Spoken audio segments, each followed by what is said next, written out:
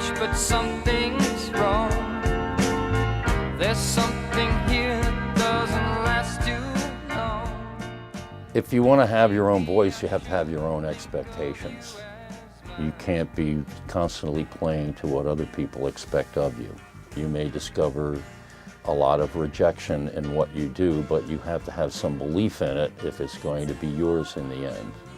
If you are simply a weather vane to other people's thoughts, then you're never going to hear your own thoughts. So I've kind of encouraged everyone to try to make that time for themselves so that they can be as familiar with their own thoughts as they are with the thoughts of others. The Spirit of Harmony Foundation is essentially our attempt to highlight the importance of early music education and how it benefits children all through their lives. And our secondary mission is to try and develop direct aid for some of these programs, especially where they're struggling. So we're really in the relationship business, trying to connect resources and needs. My Artist in Residence program here at Notre Dame is actually kind of a cooperative effort between Ted Mandel, who kind of spearheaded on the Notre Dame side, and our people on the Spirit of Harmony side in order to accomplish kind of a dual agenda. For us, it's an opportunity to get our message out, to get people in the local area more involved in the concerns that we have, and at the same time there is the Artist in Residence program where I get to share my experiences with the students who are just sort of learning these disciplines and haven't yet had a chance to apply them. And our biggest challenge is just to figure out how we put it together in a way that flows properly. And we'll have some opportunities to experiment with that. The jazz band is a great resource. A cappella group, another great resource.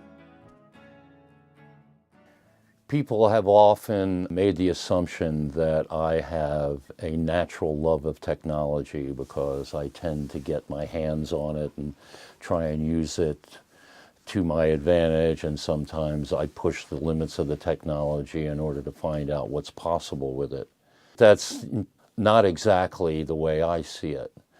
Having grown up in a household where my dad was an engineer and being around that sort of thing gave me more of a fearlessness rather than a love of it.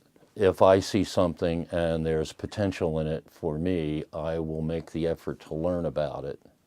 And sometimes I'll get involved in the technology and discover that it's not something that I really need either in my music or in my life. For instance, I don't own a cell phone. And the reason why is that technology doesn't work for me.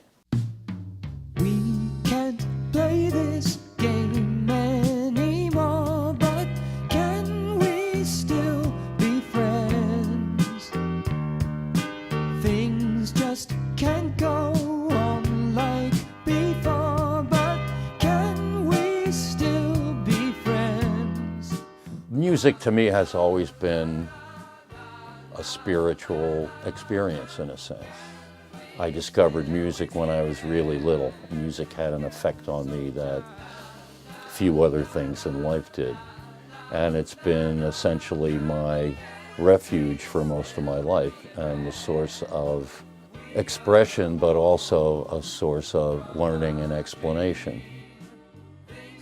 My whole attitude about spirituality is pretty much my attitude about music, is there's no end to it. You have to keep yourself open because you never know when you'll have a revelation of some kind. The only thing that was ever really important to me in terms of other people's affirmation was to be a good father. That was always the most important thing to me.